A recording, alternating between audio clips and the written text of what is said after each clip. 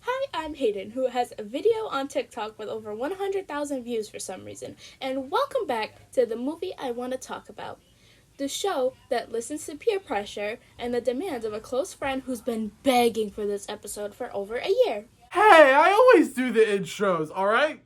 You can take away my dignity, you can take away my sanity, and you can take away my free will to choose what I review, but you can never take my intros. I deserve this now that this is the 4th episode I'm in. Fair point.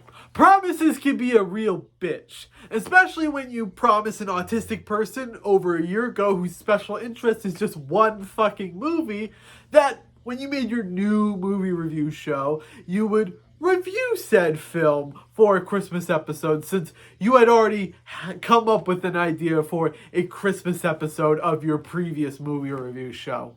Promises are also always meant to be kept. They can also bite you in the ass. Also, to be fair, I'm not the only autistic person in this episode. You've made countless episodes based on your special interests across both of your shows. Okay, name one. No Way Home, How the Grinch Stole Christmas, Grown Ups, Mitchells vs. the Machines, Rush Hour, Morbus, Bad Trip, Mario Movie, Dogma, Scooby-Doo. Okay, I get your point. I'm not done. Evil Dead, Scream, Nightmare on Elm Street, Talk to Me, Five Nights at Freddy's, Smosh, the movie, Jackass, Home Alone, Grinch, the constant mentioning of De La Soul. I said I get it. Let's just get through the show's one requirement episode. This is Elf. This film is about... You know what? Why don't you describe the plot of this movie? You've been begging for this episode, right? Prove it. Yes! This film is about Buddy, who was stowed away in Santa's sack and lived his life as an elf at the North Pole. Santa allows him to head to New York City to find his birth father, Walter, who didn't even know he was born. Buddy experiences the delights of human culture and interferes with Walter's job, which forces him to reevaluate his priorities. Damn. I'm shocked you were able to pull off that plot description without messing up or stuttering. You don't know that, and that's the beauty of filming this myself and sending you the footage later. Well, you can't take the review section away from me because I have to review the movie. It's my movie review show and my thoughts on the film. You better like it. You wanted this, so you're getting my honest thoughts. Elf is just fun. Will Ferrell's the perfect person to portray the character of Buddy. It's your typical fish out of water story, but Will Ferrell provides the perfect amount of energy to make this overplayed type of story fun and unique. The other characters do a pretty good job here, but Will as Buddy steals the spotlight here. It's a fun compilation of moments with a loose story connecting it together. Moments like Buddy getting drunk and calling Peter Dinklage an elf makes this movie something special. Without these moments, it's just a run-of-the-mill, fish-out-of-water movie where he's just reacting to a new environment. It's not that these moments are bad, but they've just been done to death. I wish we get to spend a little more time at the North Pole because it seems like the film just rushed through that stuff to get to the main plot of Buddy finding his father. It would have been nice to explore that world a bit more. I do like the love story between Buddy and Jovi. Their relationship is very sweet and fun to watch grow throughout the film.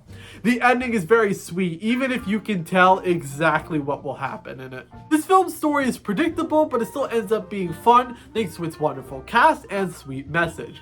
Elf gets a 3 out of 5 balls of cotton eaten whole, because that was a weird scene, right? Like, why would elves swallow cotton balls whole? Like, that's weird, right? Like, that's not normal. And how does Buddy not have diabetes with the amount of sugar he eats in this movie? Like, I am so surprised that with all the sugar this man eats, how does he not have any sort of health problems whatsoever?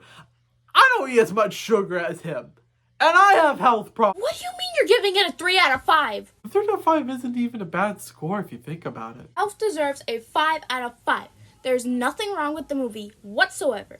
It is perfection turned into a movie. It is cinema in all its... Why do you love this movie? What? Why do you love Elf so much that it's a 5 out of 5 for you? I already told you this. Autism! Yeah, I know the joke because I wrote it 3 times, but I want the truth. Okay, get vulnerable for a minute. Why do you love this movie so much that you tortured me for a month straight to get me to watch it and talk about it? Yeah, I'm turning this shit on you now because you've been up my ass about this movie, both in person and in my comment section, for a year straight. So I want to know, why did you make me review this movie? Because it's simple. There's so many movies out there that have complicated stories and complex characters. Elf has a simple story with a beautiful message of reconnecting with a distant loved one. Who cares if the movie's predictable? Who cares that it's obvious how the movie's going to end? It's just fun, and that's all it needs to be. It's a movie I hold near and dear to my heart. I want to share this movie with anyone I can because a movie doesn't have to be deep in order to be perfect.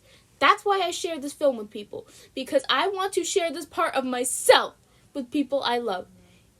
Even if it means begging someone for a year and getting their attention by taking something they love. Anyways, I share this thing I love with people hoping that they love it too. That's why I love Elf and wanted to share it with you. It's something I really connect to and want other people to connect with it the same way I did. Huh. I appreciate that. You shared this film with me because it's more than just love for you. You're attached to this movie on a personal level and want to share that part of yourself with the people you're close with. Hell, this time of year is better than any to share something you love with people you love. When people share stuff they love with others, they reveal a part of themselves, a piece of themselves they don't show often. You showing me Elf tells me that you care about family and wanting the family together, whether it's blood related or a family you form with friends. I can tell you really care about family. I do too.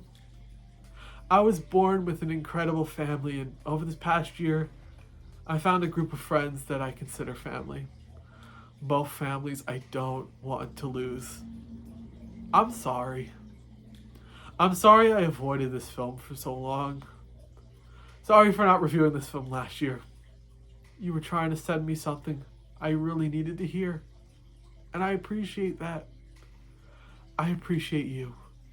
I still don't appreciate what you did in October, but I appreciate you. I appreciate you and everything you said.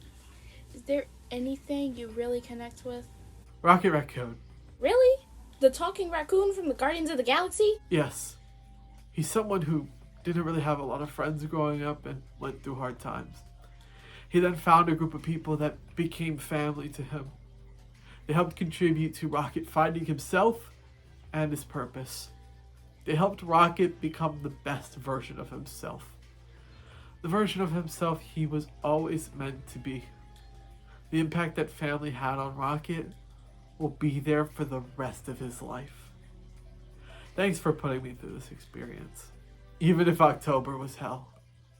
I gotta head to my room to end the episode. You're welcome, Jacob. While I still have you, though, I got some other movie recommendations. I think you should totally do the Trolls trilogy. They are so cute.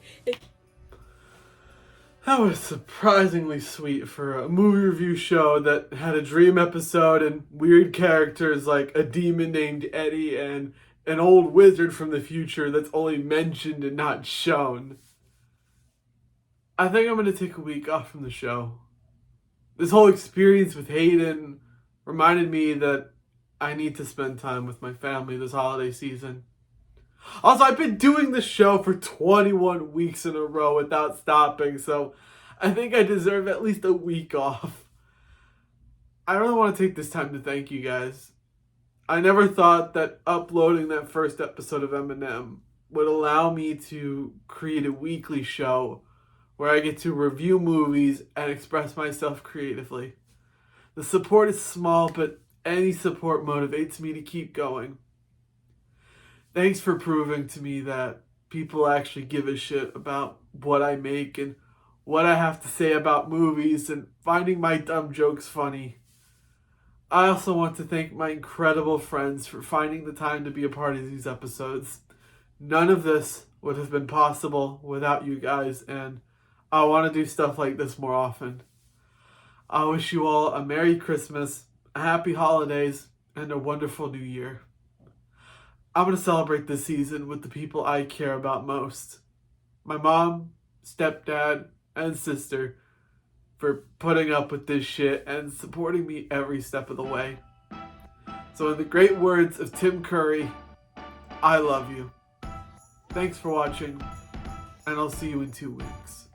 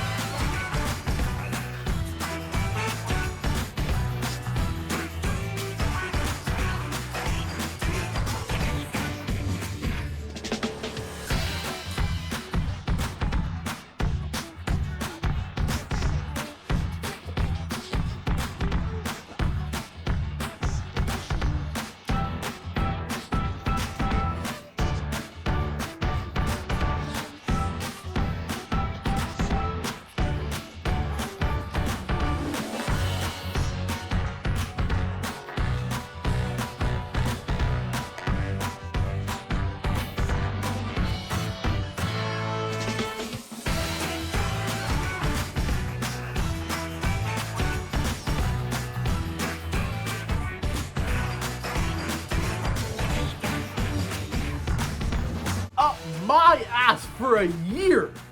Oh no, she's on the phone. It was born.